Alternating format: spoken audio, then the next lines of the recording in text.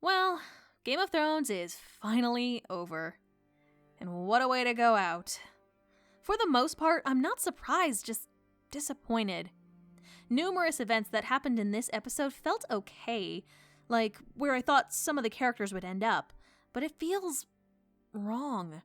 It doesn't feel earned in some aspects, even to my favorite characters. You only needed to edit a few things in the previous episode to still make this ending work and feel justified.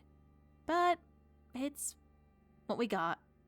So let's dive into Season 8, Episode 6, The Iron Throne.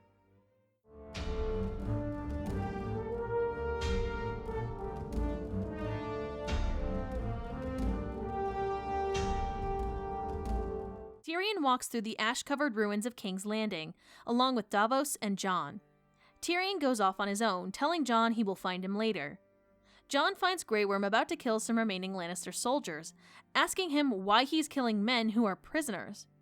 Davos and Jon cannot believe he would kill men in this way, while Grey Worm coldly says he's following Dany's orders. A fight almost breaks out between Grey Worm's troops and Jon's, but Jon reluctantly backs down and goes off to find Dany. Grey Worm then begins to execute the Lannister soldiers. Tyrion walks through the rubble of the Red Keep, eventually making his way down to the secret tunnel he told Jaime about. At first, it is blocked, but Tyrion finds a small spot he can squeeze through. He finds Jaime's golden hand sticking out of the rubble, and he uncovers Jaime and Cersei's dead bodies intertwined with one another. I mean, they should be super squished, but I guess Jaime's hand alone wouldn't be enough to confirm his death to Tyrion? Seems a little forced to me, but whatever, the damage is done. Tyrion is devastated at the loss of his brother and sister. Arya, now without her biblical imagery companion, sees Jon walking through the Dothraki troops to the steps of the Red Keep to find Dany. Somehow Grey Worm fucking teleported and got there before Jon. The hell? Dany flies in on Drogon while Jon dramatically walks up the steps to join her. We get this shot of Dany with Drogon's wings behind her because, you know, if the burning a million people thing wasn't enough to make you question her choices, the demonic wings imagery really helps solidify that. It's not a bad shot, it just seems a little pretentious. Dany stands before her troops. Seriously, it really looks like her army got bigger. Consistency! First, she addresses the Dothraki troops, thanking them for all they did. She repeats back the same words Drogo had promised to her, killing enemies in iron suits, tearing down stone houses, and giving her the 7 kingdoms. Emilia Clarke's performance here is really good. It's kinda cool that she gives her voice a lower, more powerful register to indicate her serious tone. She makes Grey Worm the commander of all her forces, her master of war. Next, she addresses all of the Unsullied, congratulating them on freeing people from a tyrant. Except, of course, there's still more people that need to be liberated. Daenerys wants to break the wheel. Everywhere. Not just King's Landing, or even all of Westeros, but the whole world. I'd like to imagine Jon's thoughts during this, since he can't speak Dothraki or High Valyrian. Man, I really hope she's saying something not super terrible right now. Hang on, did she say Winterfell? Uh-oh. Tyrion comes and dramatically quits being Daenerys' hand, throwing his pin down the steps and calling out Daenerys for murdering the city. Tyrion is taken away, Jon is conflicted but does nothing. Arya sneaks up on Jon again and asks why she is there. Arya says she came to kill Cersei, but Dany beat her to it, and she warns Jon that Dany has the eyes of a killer. No shit, Arya. She destroyed the city. Arya is mostly there to warn Jon that he is a threat to Daenerys' title as queen, so she will probably get rid of him somehow. Jon goes to see Tyrion, and the two talk about what will happen now. They argue about whether Dany was justified in destroying King's Landing. Jon tries to argue that her grief over her loved ones in the heat of battle makes you think irrationally, while Tyrion says 1 million people were killed because of her choice. Tyrion throws Dany's accomplishments back at Jon, only now seeing them through the lens of them being bad, murdering slavers in Astapor, crucifying the Myronese nobles, the Dothraki Khal she burned alive. They were evil men, of course, but she killed them and was rewarded and cheered for it. It's in this moment that Tyrion is acting as the writer's surrogate, basically telling the audience that we should feel bad because all along we've been following someone who was killing people. I mean, don't forget the show was with us in those moments. We saw those moments as good things. They shot those events in a way that we were supposed to be cheering her. Yet now, all of a sudden, she's been mad all along. They're trying to pull this mad queen shit out of nothing. Tyrion and the writers seem to be completely forgetting all of the people that Dany has saved through these actions. The Dany in Meereen would never have harmed this many people if she had won the battle already. There was a really easy fix to this. Dany had attacked the Red Keep only, rather than the whole city.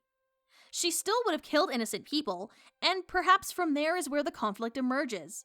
Killing a small group of innocents to save the majority. There's an interesting take. Was Dany justified in doing that?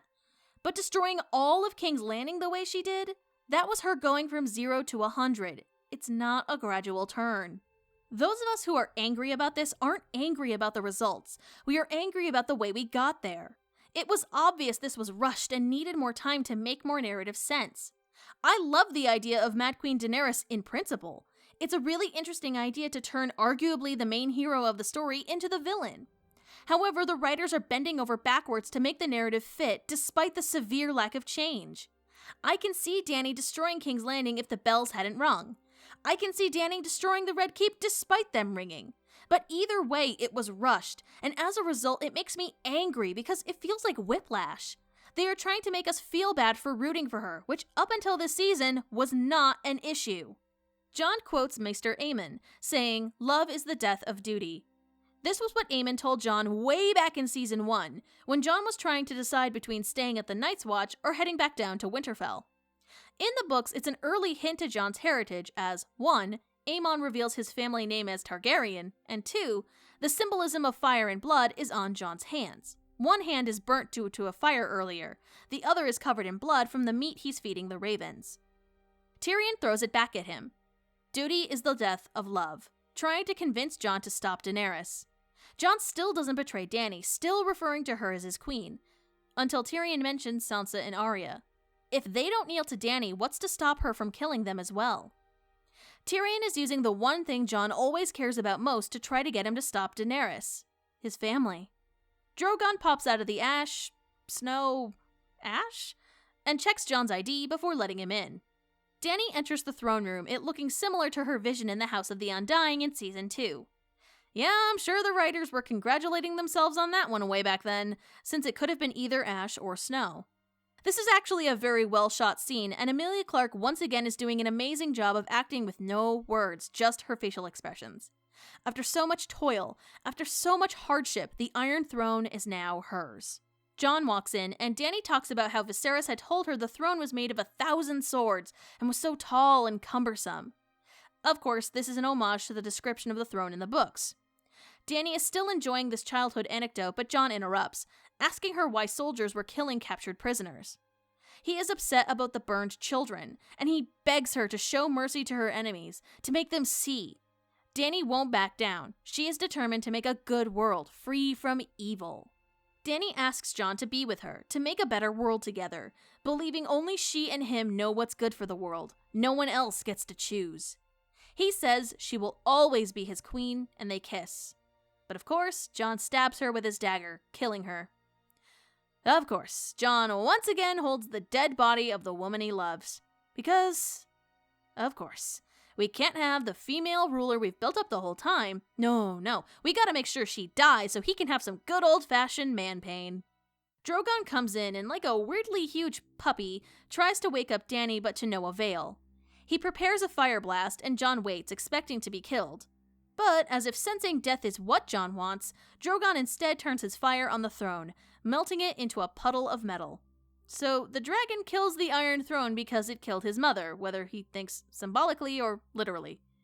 He picks up Dany's dead body and flies away over the sea, to be a problem for somebody else to deal with, I guess. I mean, yeah, we knew Dany's death was coming, but that was... Gosh, did anyone else get some Old Yeller vibes from this? It's not surprising, it's still sad, but it doesn't really feel like there was more we could have done to avoid this situation. Dany doesn't even get to rule, or even sit on the Iron Throne for a minute before Jon stabs her. I'm disappointed, but not surprised. That's kind of my feelings on this whole season in a nutshell. So, Dany saw a vision of this in the House of the Undying, and before touching the throne, she was pulled away by the sounds of her baby dragons crying. She walked through the wall, full of snow, to find Khal Drogo and her son, Rhaego. I'm sure some people are thinking, oh, this was obviously foreshadowing. The wall is Jon, he kills her, and now she's in heaven with her dead husband and kid. I still think it was supposed to show her ultimately turning away from the throne. She abandons that dream to find her dragons in the end, after all. The minute she touched the actual throne, I saw her as gone. Weeks later, for some reason, Tyrion isn't dead yet, and he is brought to the dragon pit by Grey Worm, who has taken over command of Dany's forces. Somehow they know Dany died, probably Jon confessed. We see a council of the various leaders in Westeros. Sam, a random Riverlands lord, Edmure Tully, how the hell was he still alive? Arya, Bran, Sansa, Brienne, Davos, Gendry, a random Stormlands lord, a random Ironborn lord, Yara, the new Prince of Dorne, Robin Arryn, who has gone full Neville Longbottom and grown up well, Lord Royce, and lastly, a random Vale lord. Sansa demands Jon, Grey Worm refuses, and we get arguments between the various lords about what will happen to Jon, some like Yara, who were more loyal to Dany despite her genocide. Davos, one of the few truly good dudes there, offers the Reach to Grey Worm and the Unsullied to make as their new kingdom, although Grey Worm refuses it. Tyrion says since Jon committed the crime here, the king or queen must decide his fate. For some fucking reason, Grey Worm agrees to this, and Tyrion urges the noble leaders gathered here to choose someone.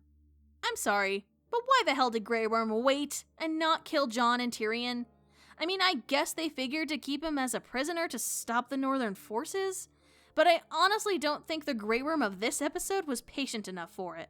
Edmure tries to volunteer himself, but he apparently forgot he was mostly comic relief, and Sansa tells him to sit down and stop embarrassing himself. Sam tries inventing democracy, but the nobles laugh it off like friggin' stereotypes. The peasants deciding a leader, bah! Tyrion says he doesn't want it, and then says Bran should, as he represents story and history, and my gosh, wow, this was a fucking stupid choice. You managed to find the one person who wanted it less than Jon. Not wanting the throne is not a qualification for leadership. Sansa even says this, also mentioning Bran won't have heirs, which Tyrion says, lol, yeah, well, sons of kings can be bad.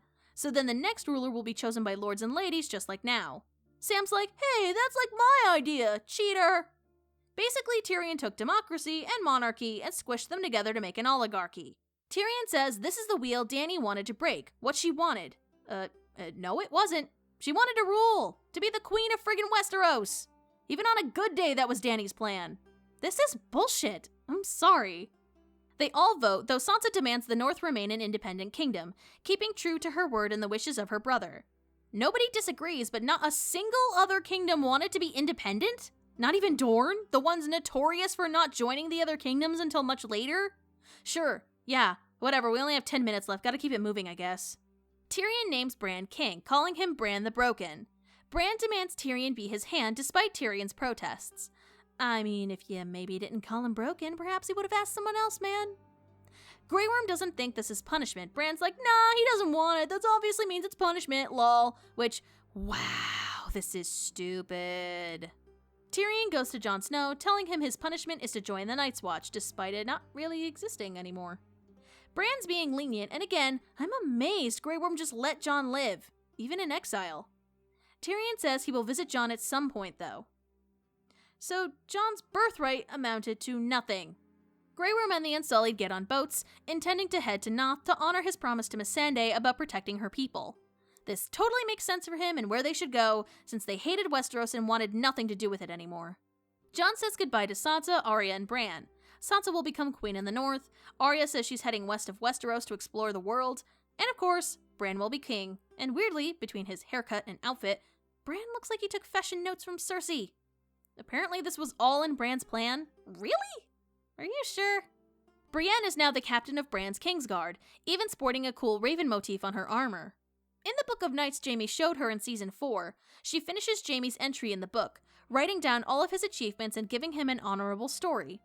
I get that she's honorable and would do the right thing, but wow, this really was mean to do to her. She has to give up not only her own happiness, but has to make the dickbag who left her to die with his sister lover look like a nice guy in the end? This weakens Brienne's character so much, and it didn't need to be this way. You could have had this exact same scene, but Jaime left to go kill Cersei. Changing it to him needing to be with Cersei feels wrong. Tyrion, after arranging the meeting chairs, meets with the various small council members. Davos as master of ships, Brienne is the commander of the Kingsguard, Bronn the new ruler of Highgarden and master of coin, and Sam the new Grand Maester. Was he awarded those chains for all the good he did or something? Cause it doesn't seem like that much time has passed. I doubt Bran has that much authority. Sam presents the text that Maester Ebrose wrote about the War of the Kings after Robert's Rebellion, with the title of A Song of Ice and Fire. See, that seems a bit too much like Lord of the Rings that George R.R. Martin wouldn't have copied it. Apparently, Tyrion wasn't mentioned at all. Why? I fail to see why the hell Tyrion was left out of this. He plays a huge role! Is it supposed to be making fun of us for liking Tyrion so much, and him being George's favorite character? Like many things this episode, this felt like a direct jab at the audience members. When Bran comes in, he mentions there isn't a master of whisperers, law, and war. He also asks where Drogon is, and Sam mentions he's headed east to Volantis, but Bronn cuts him off, saying hopefully far, though Bran says he could maybe find him, and I think he's trying to make a joke, but my gosh, it's hard to tell. One of the few good things that happened is that we see Podrick is now Sir Podrick, and you better believe that Brienne was the one who knighted him. Podrick takes Bran out of the meeting, and the rest of the council begins to banter about various tasks at hand, like rebuilding the ships and rebuilding the city. Jon arrives at Castle Black, where he reunites with Tormund. We then get a montage showing the 3 remaining Starks getting ready for each of their new lives. Sansa dressing for her coronation as Queen of the North, Arya getting her own ship to explore west of Westeros, and Jon leading the wildlings beyond the wall to make their homes again. The best part? Ghost finally gets the pets and hugs he deserved. We see a small plant growing, hinting that winter will be ending and the land will return to the way it was before the White Walkers were created. The show ends where it begins, a group of people heading beyond the wall, but this time, free. Okay, so there were a lot of decent things in this episode that, in general, worked, and made sense for where the show was going. Sansa being queen in the north after advocating for independence for so long, Jon going beyond the wall, Arya going to explore the world. The Starks, for the most part, end up where I feel like they probably should be. Arya no longer needs to be a killer. She can embrace the adventurous side of her childhood. She named her direwolf Nymeria, after all. It's not surprising she wants to go explore. They only mentioned west of Westeros with her once before when she was in Braavos, but in general it works. However, Jon got off so light. He gets to go where he wants, and although he isn't with his family, he's still emotionally detached from the revelation of his legacy. Sansa betrayed his trust. Arya agreed with Tyrion to kill Daenerys, and Bran is no longer human, so the brother he grew up with is long gone. Jon gets to be with the wildlings, the one group of people he felt the most happy and free with. He had to kill the woman he loved, sure, that's going to be tough on him, but he gets to live. I guess we are supposed to think that's a form of punishment, since he doesn't want to live, but really, him being the king would have been the harsher punishment. But he would have been a crap king, apparently. Bronn getting to be Lord of Highgarden and Master of Coin is so ridiculous. Brienne being a knight, perfect, works in context, just hate that she got totally screwed over by Jaime. Davos being Master of Ships is a good fit. Sam absolutely should not be the Grand Maester, he should be going back to get his chain. I get that they want to have familiar characters and stuff be there, but that was not the right move. Grey Worm and the Unsullied going to Noth, sure, I'm good with that. But Bran being king and chosen by council is terrible. Why do none of the other kingdoms want independence? The Iron Islands are perfectly cool with this even after the anger of Dany's death? The fuck? Come on! There are so many things that they were building up to this season that were absolutely pointless in the end. Cersei's pregnancy. Pointless. Dany's lack of pregnancy. Pointless. The Golden Company. Pointless. Arya being in King's Landing. Pointless. The Glovers not coming to help the Starks. Pointless. The Hound's lesson about putting causes above his own. Pointless. Jaime finding love with Brienne. Pointless. Bran being the Three-Eyed Raven. Pointless. The Three-Eyed Raven's connection to the Night King. Pointless. The random spirals the Night King left behind. Pointless. The Night King. Pointless. The Azor Ahai prophecy. Pointless. Grey Worm and Jon's tension. Pointless. Bronn, just in general. Pointless. Drogon destroying the Iron Throne. Pointless. Jon revealing his lineage. Amounts to nothing. Now, I know there are going to be some things here and there that are either red herrings or pointless, due to the nature of the Game of Thrones books. There are numerous prophecies that don't get fulfilled, or setup that is totally washed away by characters dying. But to see just the sheer amount of pointless setup amount to nothing in this finale just adds to the disappointed feelings I had overall. Like, why bother having Bronn at all? Cersei sent him to kill Jaime, but he doesn't. And Jaime comes back to her anyway, and she's concerned because he's hurt. You wanted a sellsword to kill him. Why are you now concerned about his well-being? Bronn wasn't the catalyst for sending Jaime down to King's Landing. Sansa was. Bronn's entire character and part in this season was pointless. Benioff and Vice, at least to me, always seem to be idea guys. They have an idea of a plot point and then work backwards to engineer how to get to that ending. A lot of the events in this last episode felt correct. The Iron Throne is destroyed, the North is now independent, Brienne is now captain of the Kingsguard, and the world looks like it's beginning to heal after a decade of war. But the way in which we got there, I feel cheated. It's really disappointing to me because there were a lot of ways we could have gotten this ending, but we got there in some of the worst ways possible. You could have had Jaime killing Cersei and still had the same scene with Tyrion discovering their bodies. To him, it still would have looked like Dany killed them. Dany destroying all of King's Landing, again, feels like they really had to stretch a lot to get to that point. There are ways we could still have had Mad Queen Dany without it completely fucking over her character.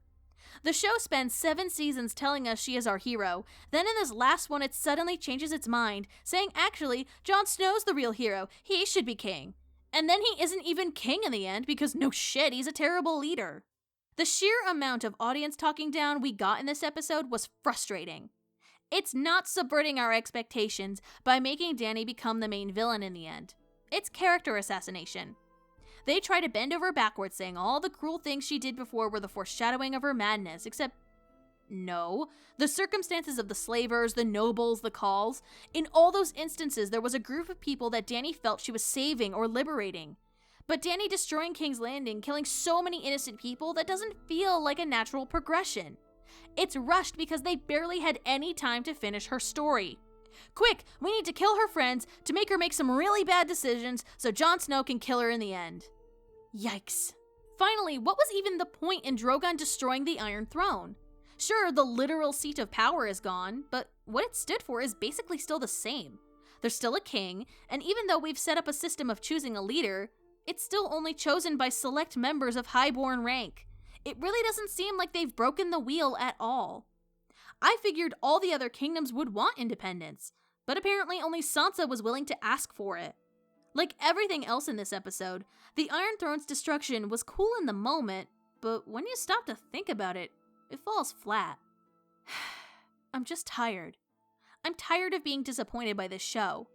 I feel so bad for all the rest of the cast and crew because they put in so much time and effort for just terrible writing. I'm angry because Michelle Clapton put so much energy and love into costume details that we see for 3 seconds. The actors bring their all, the cinematographers and set designers, and all the hundreds of thousands of people who worked so hard on this series. It feels like a slap in their faces, just as much as the audience is. That petition to rewrite the series also is too. I hated this last season, but I wouldn't want to remake it, guys. At this point, the damage is done. I hope that in a few years, if I go back and rewatch this series, that the crappiness of the last few seasons won't totally destroy what it started with. I'm glad that I will be taking a break from this show for a while because it was really stressing the hell out of me just how out of nowhere some of these decisions came from. It's interesting to see just how much of a cultural phenomenon Game of Thrones became. And once I have a little more time to decompress and take a look at the episodes with fresh eyes, perhaps I'll be less angry at them. But in the end, I always will prefer the books to the show, because the books are allowed to take their time and don't have to adhere to specific times or specifications only TV can have. So, what did you guys think about this last episode? To you, did the ending make up for the terrible way we got there? Or were you still disappointed with it like me? Post your thoughts and comments below. I'd like to see if I was the only one who couldn't enjoy even my favorite girl Sansa Stark getting to become Queen in the North.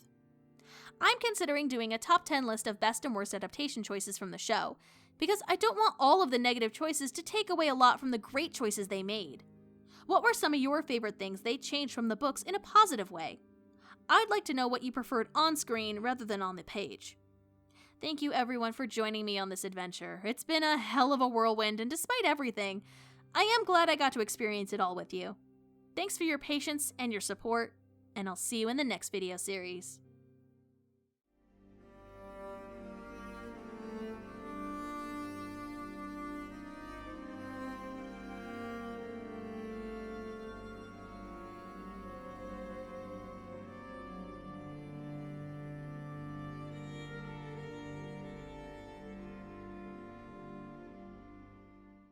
Hey everyone! I wanted to take this opportunity to give a quick reminder about how Patreon works. It's a website that allows you to pledge a certain amount of money per month to your favorite content creators, allowing us to actually make a career out of this. Depending on how much you pledge, you get a variety of rewards in exchange. Some of my rewards for you include having your name in the credits, joining my Discord chat room, and getting early access to my videos.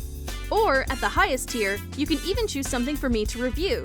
Every little bit counts, so even if you can only do $1, that really builds up over time and helps me to make this show even better. Thanks for your support, and I'll see you in the next video.